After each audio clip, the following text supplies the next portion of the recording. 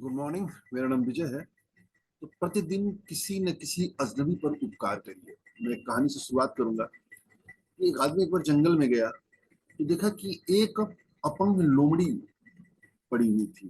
तो सोच के परेशान था कि ये कैसे रह रही होगी, क्या खा रही होगी, क्या पी रही होगी, कैसे वो खाना खा पी रही होगी। बहुत देर तक उसको वॉच करता रहा, देखता रहा, देखता रहा, देखता रहा। इतने में देखा कि एक शेर आ रहा है। अब ये सोच लिया कि शेर आ रहा है तो शेर लोमड़ी को मार डालेगा, अपना शिकार कर लेगा। ये देखता रहता है कि कैसे उसको मारता है। तब तक शेर उसके करीब आता है और उसका भोजन देता है। अरे वाह, कमाल! सोचा, रही कमाल है। जानवर भी भूखा, शेर भी लोमड़ी को खाना देता है। फिर उसने सोचा कि भगवान ने सबके लिए व्यवस्था कुछ कुछ बना रखी है, सबके लिए कुछ कुछ व्यवस्था बना रखी है। अब वो क्या सोचता है कि हम भी अपंग बनने के प्रयास करते हैं और देखते हैं कि हमको कोई खाना देता है कि नहीं देता है। और वो क्या करता है कि बिल्कुल अपंग बन जाता है। अपंग बन जाता है मतलब कि अपंग का नकल करने लगता है। अब कोई खाना देने आएगा, अब कोई खाना देने आएगा, भूख और प्यास से बिल्कुल तड़पड़ा तड़पने लगा। लेकिन कोई भी उसको खाना न पानी देने नहीं आया। इतना समय व्यतीत हो गया कि डेथ हो गई। जब डेथ हो गई तो भगवान के पास जाता है और भगवान से पूछता है कि हे भगवान, मैंने गलती क्या किया था? जैसे आपने उस लोमड़ी को खाना दिलवाया था, उस अपंग को हमको भी तो दिलवा सकते थे। भगवान ने कहा, बेवकूफ हो तुम, हमने तुमको लोमड़ी बनने के लिए नहीं भेजा था, तुमको अपंग बनने के लिए नहीं भेजा था, तुमको अपंग का नाटक करने के लिए नहीं भेजा था। तुमको मैंने भेजा था कि तुम शेर बनो। शेर बनो यानी तुम दूसरों को खाना पहुंचाओ। तो हमें जो है दूसरों से सहायता प्राप्त करने की तुलना में दूसरों को सहायता देने वाला बनना चाहिए, दूसरों को मदद करने वाला चाहिए। तो आज से ये सोच लीजिए, जैसे मैं सोचता हूँ, अक्सर करके ये करता हूँ कि किसी न किसी एक अजनबी पर उपकार करिए। अजनबी पर उपकार करिए मतलब उसको, वो बिल्कुल अनजान होना चाहिए। और कैसे उपकार करेंगे? उपकार करने के अवसर ढूंढिए। फॉर एग्जाम्पल के तौर पर आप कहीं खाना खा रहे हैं रेस्टोरेंट में, या रेस्टोरेंट में नहीं खाना खा रहे हैं तो कहीं किसी दुकान पर बैठ कर चाय पी रहे हैं, तो एक अजनबी आदमी आता है जो नीडी आपको दिखता है, जो मजदूर टिपका है, वो गरीब आदमी टाइप का दिखता है। अब उसको चाय का पैसा दे, चाय का पैसा तो हम दे ही सकते हैं ना। किसी टोल से गुजर रहे हैं, टोल से पीछे वाली गाड़ी का टोल टोल दे दीजिए। यकीन मानिए, मैं कई बार ऐसा करता हूँ कि रिक्शा पकड़ता हूँ, जानबूझ के रिक्शा पकड़ता हूँ, अपनी गाड़ी से नहीं निकलता हूँ। जानबूझ करके मैं रिक्शा पकड़ता हूँ, जानबूझ करके मैं ओला बुक करता हूँ, ताकि हमको जो है उपकार करने का एक उपाय मिले। तो मैंने रिक्शा पकड़ा, रिक्शे वाले से मैंने अपने गंतव्य पर पहुंचा दिया। मैंने पूछा, कितना हुआ? उसने कहा 40 रुपया। हमने उसको 60 रुपया दिया, हमने उसको 70 रुपया दिया। एक बार तो मैंने उसको 100, 25, 30 रुपए के बजाय मैंने 100 रुपये से ऊपर दे दिया था। उसी तरीके से उपकार करिए, जहां आप मौका खोजिए, मौका खोजिए। और जब हम अजनबी पर उपकार करते हैं ना, तो हमारे श्री में, हमारे नाम में, हमारे यश में, हमारे कर्तव्य में वृद्धि होती है।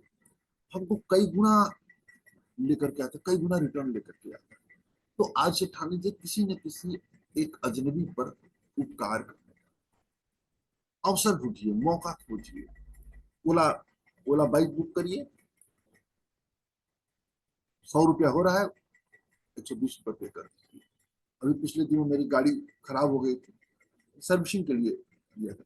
तो सर्विसिंग देने के लिए मैंने जानबूझ करके लड़के को अपने यहाँ बुलाया, गाड़ी लेकर गया, सर्विसिंग कराया, आया। जितना उसका बिल बनता है मैंने उससे अधिक उसको पे किया कि जाओ तुम, ये तुम्हारे लिए कुछ खाने पीने की व्यवस्था है। उसी तरीके से मौके खोजिए। जब मौका खोजेंगे बहुत अच्छा रहेगा। अजमी पर उपकार करिए, लाइफ बहुत खूबसूरत है, बहुत मजा आएगा। दूसरे लोग भी आपको देख करके प्रेरित होंगे। वो आपने एक नार्वे वाली, शायद नार्वे की कहानी आपने सुना है, तो फ्री कॉफी का होता है कहानी, जिसमें एक आदमी कॉफी पीने आता है और एक आता है कि एक फ्री वाला कॉफी, कुछ कंसेप्ट मुझे ठीक से याद नहीं, पर वो कॉफी, एक कॉफी पीता है, एक कॉफी फ्री का पैसा देके चला जाता है। और जो नीडी व्यक्ति होता है वो आता है, कहता हमको, वो पूछता है रेस्टोरेंट पर कि क्या फ्री वाली कॉफी है, जो भी उसका नाम हो, नाम मुझे याद नहीं आ रहा है, उसको वो फ्री कॉफी मिलती है। इस तरह से भी हम कर सकते हैं। रेस्टोरेंट पर खाना खा रहे हैं, बैरा जो बैरा आपको देता है उसको टिप में ज्यादा दे सकते हैं। होटल से निकल रहे हैं, होटल में जो काम कर रहे हैं उसको आप टिप ज्यादा दे सकते हैं। कहीं आप अपने घर पे कोई मजदूरी करवाते हैं, कोई काम करवाते हैं, उसको उससे जितना मेहनताना मांगता है उससे ज्यादा दीजिए, ज्यादा देने की कोशिश करिए। देखिए, बहुत जिंदगी बहुत सुखी हो जाएगी, बहुत ज्यादा। देने का सुख एक अलग ही सुख होता है। एक कहानी है बहुत बढ़िया, ओशो की कहानी है, आपने कभी सुना होगा तो, कि एक भिखारी जो है भिक्षा मांगने के लिए घर से निकलता है। जैसे होता है नॉर्मल तौर पर भिखारी अपने झोले में कुछ ना कुछ रख लेते हैं, दिखाने के लिए हमको कुछ ना कुछ मिला होता है, लेके चल देता है। जब रास्ते में जा रहा होता है तो राजा की सवारी आ रही होती है। कहता है आज हम राजा से अपने जीवन भर की दरिद्रता दूर करने का मांग लेंगे, और खड़ा हो जाता है। जैसे राजा की सवारी आती है बिल्कुल उसके सामने रुक जाती है, और उतरता है राजा अपने रथ से और उसी के पास आता है। इससे पहले कि ये भिखारी कुछ मांगे, राजा अपना झोली फैला देता है, कहता है कि मित्र हमको कुछ दे दो। आज हमारे ज्योतिषी ने बताया है, मेरे राज्य में सूखा पड़ा हुआ है, बारिश नहीं हो रही। मेरे ज्योतिषी ने बताया है कि मुझे मांग करके एक दिन भोजन खाना है, भिक्षा मांग करके। तुम पहले व्यक्ति तुम जो दे सकते हो वो दे दो। और भिखारी बन, वो कभी देना जानता नहीं था, वो लेना ही जानता था। हाथ डाले मुट्ठी भरे चावल नहीं डाले, न दे पाओ। लास्ट में करते करते करते करते उसने सिर्फ 2 चावल के दाने उसको दिए। राजा ने कहा बहुत बहुत धन्यवाद, मैं इसी को आज खा करके रहूंगा। राजा समझ गया।